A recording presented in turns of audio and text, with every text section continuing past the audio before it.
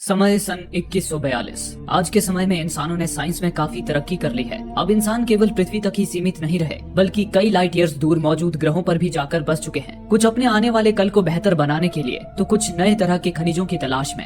ऐसे ही Weyland Yutani corporation, जो आज दुनिया की सबसे बड़ी कंपनियों में से एक थी, उसने खनिजों की तलाश में कई ग्रहों पर अपने माइंस बना रखे थे। साथ ही ये कंपनी रोबोटिक्स, बायोलॉजिकल रिसर्च और स्पेस रिसर्च में भी सबसे आगे थी। 9 फरवरी 2142 वेलैंड यूटानी कॉर्पोरेशन का एक स्पेस प्रोब एक लंबे सफर के बाद अपनी मंजिल पर पहुंच रहा था। उसका मिशन था नॉस्ट्रोमो नाम के एक स्पेसशिप के अवशेषों की जांच करना, जो आज से करीब 20 साल पहले एक अंतरिक्ष मिशन के दौरान ब्लास्ट हो गया था। उन अवशेषों के करीब पहुंचते ही प्रोब की एआई ऑपरेटिंग सिस्टम, जिसे मदर कहा जाता था, शुरू हो गई। मदर एक एआई ऑपरेटिंग सिस्टम सॉफ्टवेयर था जो इस पूरे प्रोब को कंट्रोल करता था। मदर ने उन अवशेषों के बीच एक एस्ट्रॉइड जैसे दिखने वाले ऑब्जेक्ट को डिटेक्ट किया और उसे लेकर वापस वेलैंड यूटानी कॉर्पोरेशन के एक स्पेस स्टेशन पे लौट आई। स्पेस स्टेशन पे रिसर्चर्स की एक टीम ने उस ऑब्जेक्ट को लेजर की मदद से उसे बीच से काट दिया। वो ऑब्जेक्ट एक ककून था, पर किसी साधारण कीड़े का नहीं, बल्कि एक एलियन जीव का। इस घटना के कुछ महीनों बाद पृथ्वी से 65 लाइट ईयर्स दूर जैक्सन स्टार नाम के एक प्लेनेट पर वेलैंड यूटानी कॉर्पोरेशन की एक माइनिंग कॉलोनी मौजूद थी। आबादी थी 2781। उस कॉलोनी में रेन अपने भाई एंडी के साथ रहती थी और एग्रीकल्चर के फील्ड में काम करती थी। रेन अनाथ थी। उसके माता पिता कुछ साल पहले माइन में हुए एक हादसे में गुजर चुके थे। वहीं रेन का भाई एंडी एक एआई रोबोट था, जिसे वेलैंड यूटानी कॉर्पोरेशन ने बनाया था। वेलैंड यूटानी कॉर्पोरेशन रिसर्च में मदद करने के लिए एआई रोबोट्स बनाती थी, जो इंसानों की ही तरह सोच सकते थे। एंडी भी उनमें से एक था, लेकिन एंडी में कुछ खामियां थी, कुछ मैन्युफैक्चरिंग डिफेक्ट्स, जिस कारण कंपनी ने उसे रिजेक्ट करके फेंक दिया था। तब एंडी रेन के पिता को मिला। रेन के पिता, जो एक माइनिंग इंजीनियर थे, उन्होंने उसे रेन की सुरक्षा के लिए रिप्रोग्राम कर दिया। हालांकि एंडी के डिफेक्ट्स की वजह से रेन को ही एंडी की सुरक्षा करनी पड़ती थी, लेकिन रेन उसे अपने भाई की तरह मानती थी। वेलैंड यूटानी कॉर्पोरेशन माइंस में काम करने वाले हर वर्कर के साथ एक कॉन्ट्रैक्ट साइन करती थी। कॉन्ट्रैक्ट पूरा होने के बाद वर्कर्स को ट्रेवल परमिट दिया जाता था, जिससे वर्कर्स अपनी मर्जी के किसी भी प्लेनेट पर जाकर बाकी की जिंदगी गुजार सकते थे। उसी तरह रेन का भी कॉन्ट्रैक्ट पूरा हो चुका था और अब वो जैक्सन प्लेनेट की मुश्किल जिंदगी से निकलकर एंडी के साथ व्यागा नाम के एक प्लेनेट पर जाना चाहती थी, जहाँ का वातावरण कुछ हद तक पृथ्वी की तरह था। रेन एंडी के साथ वेलैंड यूटानी कॉर्पोरेशन के ऑफिस पहुंची, जहां एक क्लर्क से उसने अपने ट्रैवल परमिट की मांग की, लेकिन उस क्लर्क ने कहा कि उनके माइन में वर्कर्स की संख्या कम हो गई है, इसलिए रेन को माइनिंग में ट्रांसफर कर दिया गया है। अब उसे अगले 5 से 6 साल माइन में काम करना होगा, उसके बाद ही उसे ट्रैवल परमिट मिल पाएगा। ये सुनते ही रेन की सारी उम्मीदें चकनाचूर हो गई। वो मायूस होकर कुछ देर एंडी के साथ ऑफिस के बाहर ही बैठी रही। इसी दौरान उसे उसके स्मार्ट वॉच पर एक वीडियो मैसेज आया। वो मैसेज उसके एक्स बॉयफ्रेंड टाइलर का था। मैसेज में टाइलर ने रेन को एक जरूरी काम से मिलने बुलाया और एंडी को भी साथ लाने को कहा। रेन उसी वक्त एंडी के साथ टाइलर के घर पहुंच गई। टाइलर अपनी बहन के कजन बियॉन और बियॉन की गर्लफ्रेंड नवारो के साथ रहता था। उनके पास हॉलर कॉर्बेलन नाम की एक स्पेसशिप थी, जिससे वे लोग माइन से निकले खनिजों को ट्रांसपोर्ट करने का काम करते थे। रेन की तरह वो भी जैक्सन प्लेनेट से निकलकर व्यागा प्लेनेट पर जाना चाहते थे। हालांकि वो अपने शिप से भी व्यागा जा सकते थे, लेकिन व्यागा का सफर 9 सालों का होता था और इतना लंबा सफर स्लीपिंग पॉड्स में सोकर ही तय किया जा सकता था, इसलिए उन्हें स्लीपिंग पॉड्स की तलाश थी। रेन ने आते ही टाइलर से पूछा, तुमने मुझे यहाँ किस काम से बुलाया है? इस पर टाइलर ने उसे बताया, आज जब हम काम खत्म करके घर लौट रहे थे, तब हमारे शिप ने अंतरिक्ष में भटक कर आए वेलैंड यूटानी कॉर्पोरेशन के एक स्पेस स्टेशन को डिटेक्ट किया। शायद उसे किसी वजह से छोड़ दिया गया होगा। हमें स्कैनर्स से पता चला है कि उस स्पेस स्टेशन में कोई इंसान तो नहीं है, पर वहाँ अब भी कुछ स्लीपिंग पॉड्स मौजूद हैं। लेकिन उसे हासिल करने के लिए हमें तुम्हारे भाई एंडी की मदद चाहिए। ये सुन के रेन ने पूछा, पर एंडी इसमें क्या मदद कर सकता है? तभी बियॉन बोल पड़ा, दरअसल वेलैंड के किसी भी स्पेस स्टेशन या शिप को मदर, जो कि एआई है, वो कंट्रोल करती है। मदर स्पेस स्टेशन के क्रू मेंबर्स के अलावा किसी को भी स्टेशन का दरवाजा खोलने की परमिशन नहीं देती, लेकिन वेलैंड के हर रोबोट के पास मदर के सिस्टम का एक्सेस होता है और एंडी भी तो वेलैंड का ही रोबोट है। वो स्पेस स्टेशन का हर दरवाजा खोल सकता है। उसकी मदद से हम बिना किसी परेशानी के स्लीपिंग पॉड्स हासिल कर सकते हैं। इस पर रेन सोच में पड़ गई, क्योंकि बिना परमिशन वेलैंड के किसी भी सामान का उपयोग करना गैर कानूनी था, लेकिन जैक्सन प्लेनेट से निकलने का उसके पास यही आखिरी मौका था, इसलिए वो राजी हो गई। फिर कुछ ही देर बाद सारी तैयारी के साथ वे लोग अपने शिप से अंतरिक्ष में मंडराते उस स्पेस स्टेशन की ओर रवाना हो गए। जैक्सन प्लेनेट एक एस्ट्रॉइड बेल्ट से घिरा हुआ था, यानी कि उसके ऑर्बिट पर अरबों एस्ट्रॉइड्स चक्कर लगा रहे थे। वहीं उन्हें एस्ट्रॉइड बेल्ट के करीब बढ़ता हुआ वो विशाल स्पेस स्टेशन दिखाई दिया। टाइलर ने अपने सिस्टम पर देखा कि 36 घंटों में वो स्पेस स्टेशन एस्ट्रॉइड बेल्ट से टकराने वाला था। उससे पहले उन्हें किसी भी तरह स्लीपिंग पॉड्स हासिल करना था। शिप की पायलट नवारो ने उसी वक्त अपने शिप को स्पेस स्टेशन के एक वेंटिलेशन से जोड़ दिया। उसके बाद टाइलर और बियॉन एंडी को लेकर उस वेंटिलेशन के पास आ गए। उन्होंने एंडी को स्कैनर पर अपनी उंगली रखने को कहा। एंडी के उंगली रखते ही उस वेंटिलेशन का दरवाजा खुल गया। ये देख उनकी खुशी 7वें आसमान पर थी। टाइलर, बियॉर्न और एंडी वेंटिलेशन से होते हुए स्पेस स्टेशन के अंदर आ गए। अंदर आकर टाइलर ने एंडी की मदद से स्पेस स्टेशन के सिस्टम को रिबूट कर दिया, जिससे स्पेस स्टेशन में बिजली आ गई और स्टेशन की आर्टिफिशियल ग्रेविटी भी शुरू हो गई। इसके बाद वे लोग उन स्लीपिंग पॉड्स तक पहुंचे, लेकिन उन्हें चेक करने पर टाइलर ने पाया कि उनमें बचे हुए फ्यूल से वे केवल 3 साल तक ही सोए रह सकते थे, पर व्यागा तक पहुंचने के लिए तो उन्हें 9 साल लगने वाले थे। वे सभी निराश हो गए। तभी टाइलर को अपने स्कैनर से पता चला कि उस स्टेशन के क्रायो चैम्बर में एक्स्ट्रा फ्यूल मौजूद है। टाइलर ने फौरन स्लीपिंग पॉड्स को स्पेस स्टेशन से इजेक्ट कर दिया, जिसे नवारो उनके शिप पर ले आई। उसके बाद टाइलर, बियॉन और एंडी के साथ क्रायो चैम्बर की ओर बढ़ गया। इस दौरान रेन और के टाइलर और बियॉन के वायरलेस डिवाइस पर मौजूद कैमरे से उन पर नजर रख रहे थे। तभी अचानक ही के बाथरूम की तरफ भागी और उल्टियां करने लगी। रेन ने उसे संभाला और पूछा कि वो ठीक तो है। इस पर के ने बताया कि वो प्रेग्नेंट है और उसके बच्चे का बाप बियॉन है, पर उसने रेन को ये बात अपने भाई टाइलर से छुपाकर रखने को कहा।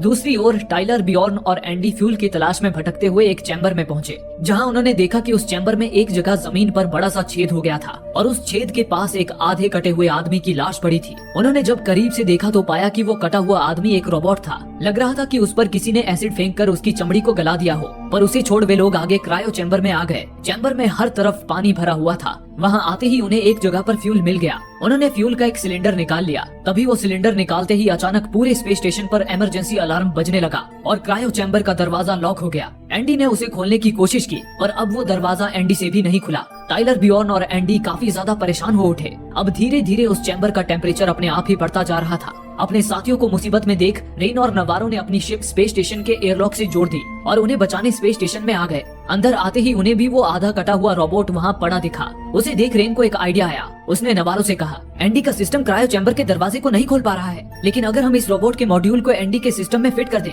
तो हो सकता है वो दरवाजा खोल सके। ये कहकर रेन उस रोबोट की गर्दन से मॉड्यूल निकालने लगी। तभी अचानक ही वो रोबोट जाग उठा और रेन का हाथ दबोच लिया, लेकिन नवारो और रेन ने मिलकर फौरन उसका मॉड्यूल निकाल दिया, जिससे वो दोबारा निष्क्रिय हो गया। वो मॉड्यूल लेकर रेन और नवारो तुरंत क्रायो चैम्बर की ओर भागे और दरवाजे के गैप से टाइलर को वो मॉड्यूल देते हुए उसे एंडी पर लगाने को कहा। उस वक्त एंडी उस चैम्बर में थोड़ा आगे आ चुका था। तभी उसे चैम्बर में कुछ मशीनें नजर आई। एंडी ने देखा कि उन मशीनों के अंदर कुछ अजीब से जीव कैद थे, पर वे जीव बिल्कुल भी हिल डुल नहीं रहे थे। लेकिन क्रायो फ्यूल के निकल जाने से उनकी मशीनों का भी टेम्परेचर लगातार बढ़ता जा रहा था। एंडी अपने साथियों को उस बारे में कुछ बता पाता उससे पहले ही टाइलर ने उसकी गर्दन में वो मॉड्यूल फिट कर दिया, जिससे एंडी एकदम से अकड़ गया। रेन ने टाइलर को बताया कि एंडी रिबूट हो रहा है, इसमें उसे कुछ मिनट लगेंगे। ये सुनकर वे सभी इंतजार करने लगे। इसी दौरान चैम्बर में गर्मी बढ़ने से मशीनों में कैद वे जीव अचानक ही जागने लगे और तभी एक जीव मशीन को फाड़कर बाहर निकल आया। उधर टाइलर और बियॉन दरवाजा खोलने की कोशिश में लगे थे कि तभी वो जीव पानी से उछलकर सीधा टाइलर के चेहरे पर झपट पड़ा और अपना एक टेंटिकल उसके मुंह में घुसाने लगा। ये देख डर के मारे बियॉन ने अपनी टेजर स्टिक से उस जीव को झटका दिया, जिससे उसने टाइलर को छोड़ दिया। लेकिन उस झटके से टाइलर भी बेहोश हो गया, पर वो जीव मरा नहीं था। अगले ही पल वो दोबारा टाइलर पर लपका, लेकिन तभी ऐन मौके पर एंडी जाग उठा। उसने उस जीव की पूंछ धर दबोची और उसे उछालकर दूर फेंक दिया। इतने में ही टाइलर को भी होश आ गया। एंडी फौरन दरवाजे की ओर बढ़ा। उस दूसरे रोबोट का मॉड्यूल लग जाने से वो दरवाजा खोलने में कामयाब हो गया। फिर वे तीनों फौरन चैम्बर से बाहर निकल गए, लेकिन तब तक उधर बाकी के जीव भी अपनी मशीनों से बाहर निकल आए थे। ये देख एंडी ने दरवाजा बंद किया, पर दरवाजा बंद होने से ठीक पहले एक जीव बाहर निकल आया और सीधा नवारो के चेहरे को लपक लिया। उसने अपने टेंटिकल नवारो के मुंह में घुसा दिए और अपनी पूंछ फंदे की तरह उसकी गर्दन से लपेट दी।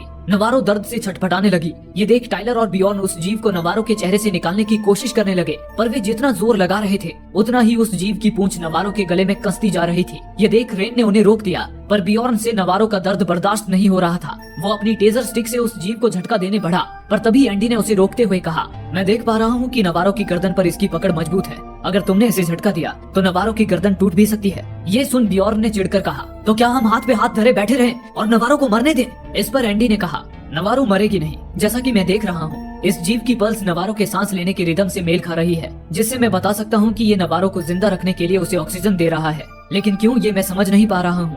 एंडी की इंटेलिजेंस देख रेन दंग थी। उसे पता था कि ये सब उस मॉड्यूल के कारण है। रेन एंडी से उस मॉड्यूल को निकालने लगी, लेकिन एंडी ने उसे रोक दिया। उसने कहा, इस मॉड्यूल ने मेरे सिस्टम को अपग्रेड कर दिया है, मेरी ताकत और इंटेलिजेंस दोनों को। अब मुझे इसकी जरूरत है। ये सुनकर रेन ने कहा, क्या तुम नवारो को बचा सकते हो? इस पर एंडी ने बताया, मैं इस जीव के बारे में कुछ नहीं जानता, लेकिन इस कमरे में कोई है जो इसके बारे में जानता है। रेन समझ गई कि एंडी का इशारा उस कटे हुए रोबोट की ओर था। एंडी और टाइलर ने मिलकर उस रोबोट को स्पेस स्टेशन के सिस्टम से कनेक्ट कर दिया, जिससे वो दोबारा जीवित हो उठा। जागते ही वो बदहवाशी से बोला, मैं हूँ साइंस ऑफिसर रुक, मेरा मिशन है कंपाउंड Z01 को सुरक्षित करना। इस पर एंडी ने उससे कहा, माफ कीजिए सर, लेकिन आपका जो भी मिशन था वो अब फेल हो चुका है। इसके बाद एंडी ने नवारो की तरफ इशारा करते हुए उससे पूछा, क्या आप बता सकते हैं कि हम अपनी दोस्त को इस जीव से कैसे बचाएं? लेकिन तभी रूक ने कहा, अब तुम इसे नहीं बचा सकते। तुम बस इस लड़की पर रहम करो और इसे मारकर दर्द से मुक्ति दे दो, वरना ये एक भयानक मौत मरेगी और इसके साथ तुम सब भी मारे जाओगे। ये सुनकर एंडी ने पूछा, आखिर ये किस तरह का जीव है? ये नवारो के साथ क्या करने वाला है? इस पर रूक बोला, ये एक पैरासाइट है, एक एलियन जीव। ये लड़की के अंदर अपना अंडा छोड़ रहा है, जो इस लड़की के डीएनए को सोखकर इसके अंदर पनपेगा और विकसित होकर एक खतरनाक जीव के रूप में बाहर निकल आएगा। ये सुन टाइलर बोल पड़ा, किस तरह का जीव?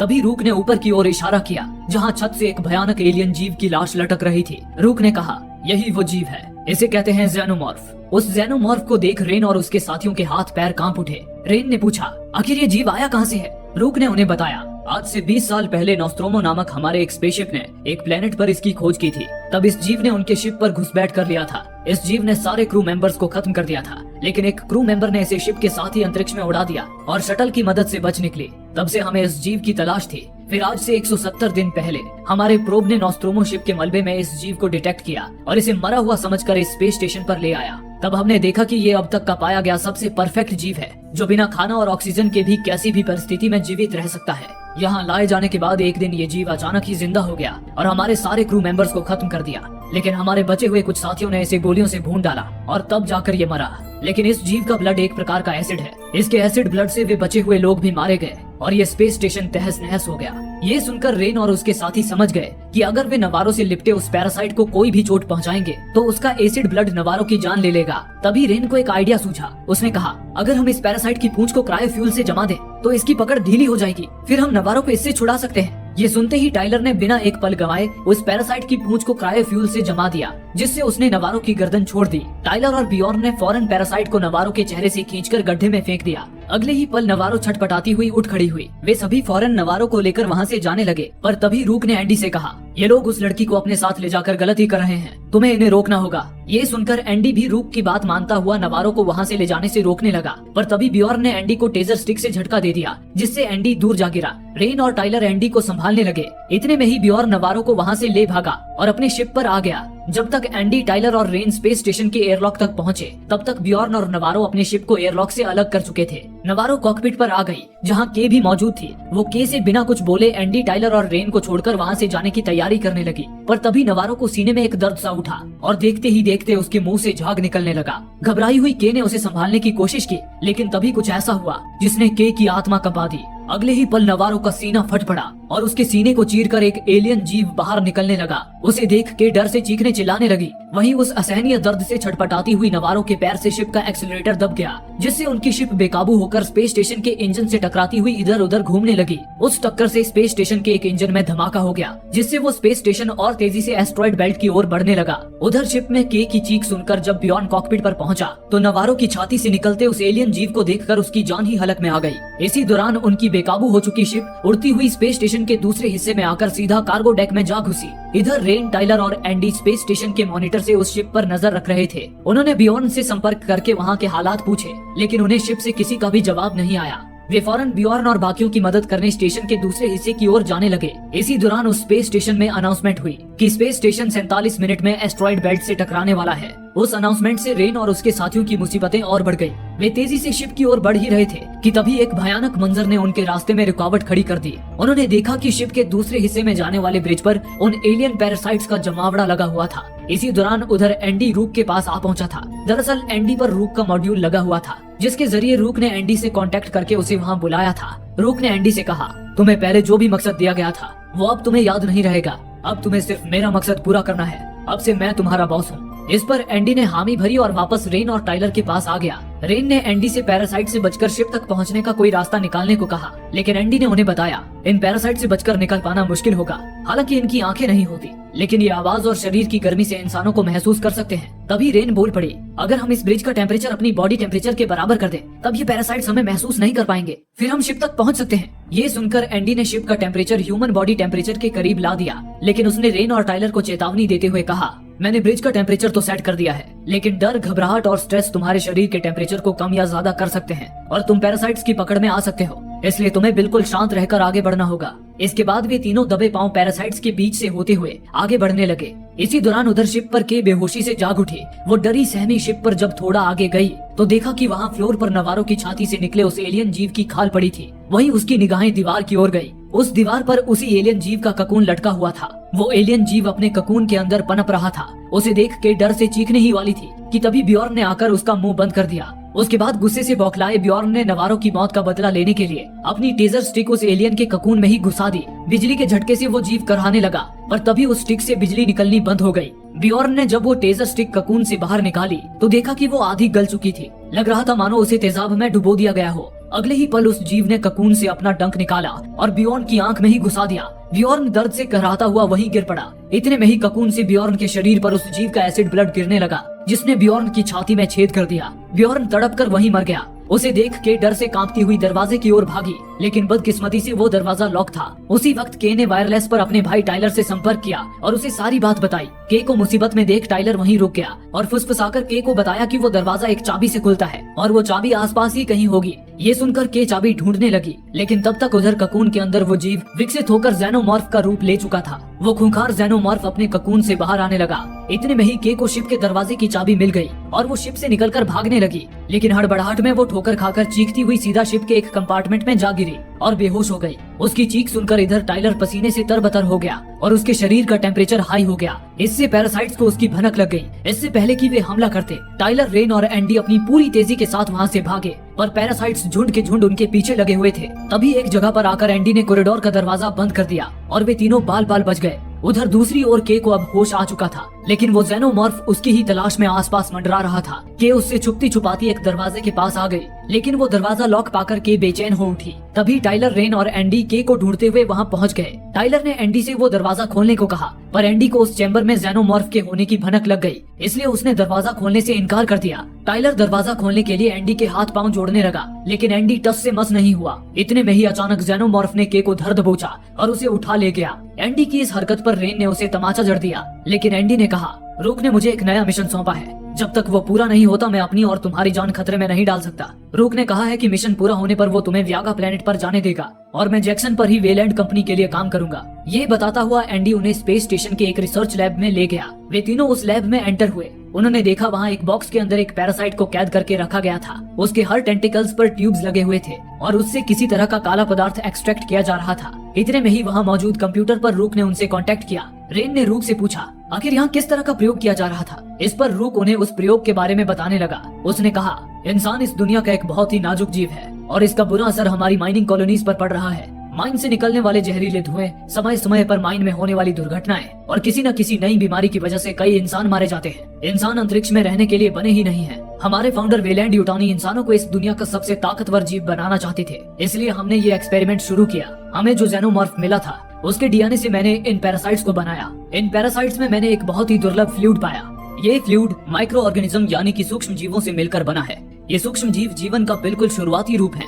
हालांकि इस रूप में ये सूक्ष्म जीव बहुत ही ज्यादा विनाशकारी हो सकते हैं, पर मैंने इन पर प्रयोग करके इन्हें एक ऐसे चमत्कारी कंपाउंड में बदल दिया जिसका वेलैंड को जिंदगी भर इंतजार था। मैंने बनाया कंपाउंड Z01। इसी के साथ एंडी ने वहाँ मौजूद एक मशीन से एक कंटेनर को बाहर निकाला जिसके अंदर कुछ इंजेक्शंस रखे हुए थे। उन इंजेक्शंस में ही कंपाउंड Z01 भरा हुआ था। रूक ने उन्हें आगे बताया, इस कंपाउंड Z01 में वही जीनोम है जो ज़ेनोमॉर्फ के अंदर पाया जाता है। अगर इसे किसी भी इंसान के खून में मिला दिया जाए तो ये उस इंसान को दुनिया का सबसे शक्तिशाली जीव बना देगा। वो इंसान अंतरिक्ष के किसी भी प्लेनेट पर किसी भी एनवायरनमेंट में जिंदा रह पाएगा। जिंदा रहने के लिए उसे ना तो ऑक्सीजन की जरूरत होगी और न खाने की। ये कंपाउंड इंसानों के लिए ईश्वर का वरदान साबित होगा। इसी के साथ रूक ने उन्हें एक वीडियो दिखाया जिसमें साइंटिस्ट्स उस कंपाउंड को एक चूहे पर टेस्ट कर रहे थे। शुरुआत में वो चूहा बहुत घायल था और मौत के करीब था, लेकिन चूहे पर उस कंपाउंड को इंजेक्ट करते ही वो चूहा एकदम से जीवित हो उठा। वो चूहा अब और भी ज्यादा स्वस्थ और फुर्तीला हो गया था। उसे देख सारे हैरान रह गए। तभी एंडी ने टाइलर और रेन को बताया, रूक ने मुझे इस कंपाउंड को जैक्सन प्लेनेट पर मौजूद हमारी कंपनी तक पहुंचाने का मिशन सौंपा है।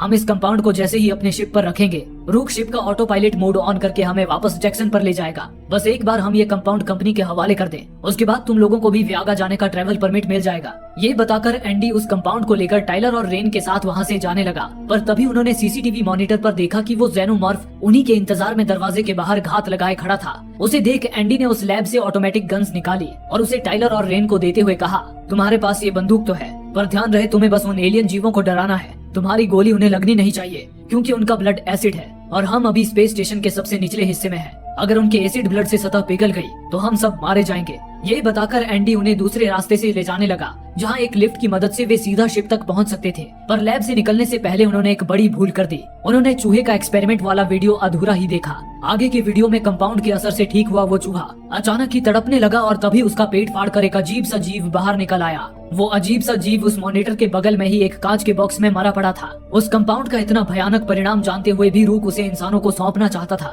इस बात से बेखबर एंडी, रेन और टाइलर लिफ्ट की ओर बढ़ ही रहे थे कि तभी थोड़ा आगे जाते ही उन्हें एक जगह पर एलियन जीवों का ढेर सारा छत्ता नजर आया। उस छत्ते से कई सारे इंसानों की लाशें लटक रही थी। उन सब की छाती फटी हुई थी और उनमें से हर एक लाश के नीचे एक पैरासाइट मरा पड़ा था। यानी कि किसी समय उन सब के अंदर से भी ज़ेनोमॉर्फ बाहर निकले थे। उस जगह से डरकर वे लोग वापस जाने लगे, पर तभी टाइलर के कानों ने एक आवाज सुनी। वो आवाज के की थी। उसे सुन टाइलर तुरंत के की ओर भागा। तभी एक जगह पे आकर उसने देखा कि ज़ेनोमॉर्फ ने के को अपने जाल में फंसाकर कैद कर रखा था। के अब भी जिंदा थी और बुरी तरह जख्मी थी। उसे तड़पता देख एंडी ने टाइलर को कंपाउंड का एक इंजेक्शन दिया और उसे के पर लगाने को कहा। ये सुन टाइलर के को वो इंजेक्शन लगाने बढ़ा, लेकिन तभी रेन ने उसे रोकते हुए कहा, मुझे ये आइडिया ठीक नहीं लग रहा है। इसके बजाय हम इसे जल्दी स्लीपिंग पॉड तक ले चलते हैं। उसमें सुलाकर रखने पर ये जिंदा रहेगी। फिर हम कॉलोनी वापस लौटकर वहाँ इसका इलाज करवाएंगे। टाइलर ने रेन की बात मान ली और के को उठाकर लिफ्ट की ओर भागने लगा, पर तभी एंडी अचानक रुक गया। उसे ज़ेनोमॉर्फ की गुर्राहट सुनाई दे रही थी, जो आसपास ही कहीं मौजूद था। लेकिन उसकी फिक्र छोड़ टाइलर और रेन के को लेकर लिफ्ट के पास आ गए।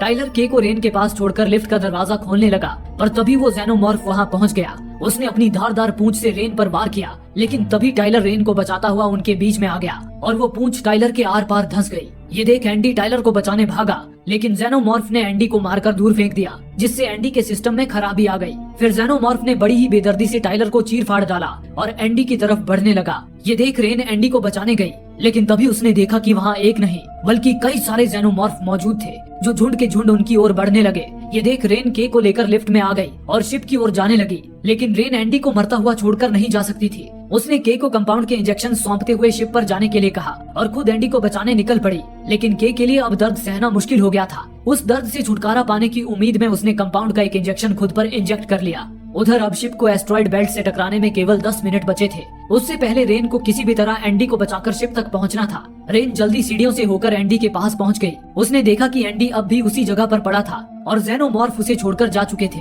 रेन ने फौरन एंडी के सिस्टम से रूक का मॉड्यूल निकाल दिया और एंडी को रिसेट कर दिया, जिसके बाद एंडी की एबिलिटीज फिर से पहले जैसी हो गई। एंडी ने अपने किए के लिए रेन से माफी मांगी। तभी इतने में ही उन्हें उनकी ओर आते हुए ज़ेनोमॉर्फ्स की गुर्राहट सुनाई दी। उसे सुन रेन एंडी को लेकर तुरंत वहाँ से भागी। आगे जाकर वे लोग एक कंट्रोल रूम में पहुँच गए, पर वहाँ से आगे जाने का हर दरवाजा लॉक था। एंडी की कई कोशिशों के बाद भी वो दरवाजा खुल नहीं पाया। इतने में ही कंप्यूटर पर रूक ने उनसे संपर्क किया। रेन ने रूक से दरवाजा खोलने की विनती की, पर रूक ने कहा, ज़ेनोमॉर्फ तुम्हारे पीछे है। मैं दरवाजा खोलकर अपने मिशन को खतरे में नहीं डाल सकता। वैसे भी तुम्हारी दोस्त कंपाउंड लेकर शिप पर पहुंच चुकी है। वो जैसे ही शिप का ऑटो पायलट मोड ऑन करेगी, मैं उसे कंपाउंड के साथ कॉलोनी तक पहुंचा दूंगा। अब मुझे तुम लोगों की कोई जरूरत नहीं है। ये सुनकर रेन का जैसे खून खौल उठा, पर इतने में ही ज़ेनोमॉर्फ का झुंड उन तक पहुंच गया। अब उनके पास बचने का कोई रास्ता नहीं था। अगर रेन उन पर गोली चलाती तो उनके एसिड ब्लड से शिप तबाह हो जाता और वे मारे जाते, इसलिए वो उन पर गोलियां भी नहीं चला सकती थी। ज़ेनोमॉर्फ का झुंड उन पर बस झपटने ही वाला था कि तभी रेन को एक आइडिया आया। उसने झट से शिप की आर्टिफिशियल ग्रेविटी कुछ देर के लिए बंद कर दी, जिससे वे सभी हवा में उड़ने लगे। इसके बाद रेन उन ज़ेनोमॉर्फ पर अंधाधुंध गोलियां बरसाने लगी। ग्रेविटी न होने की वजह से उनका एसिड ब्लड सतह को छू नहीं पाया, जिससे सतह पिघलने से बच गई। इस तरह सारे ज़ेनोमॉर्फ को खत्म करके आखिरकार रेन और एंडी अपने शिप तक पहुंच ही गए। वहीं के अब भी दर्द में थी, लेकिन फिर भी वो उन्हें छोड़कर नहीं भागी थी। इतने में ही वो स्पेस स्टेशन एस्ट्रॉइड बेल्ट के करीब पहुंच गया और उससे टकराता हुआ धीरे धीरे नष्ट होने लगा। ये देख रेन ने फौरन शिप का ऑटो पायलट मोड ऑन कर दिया, जिससे उनकी शिप स्पेस स्टेशन से निकलकर वापस जैक्सन प्लेनेट की तरफ बढ़ने लगी। इसके बाद रेन ने के को स्लीपिंग पॉड में सुलाकर उसे दर्द से राहत दे दी।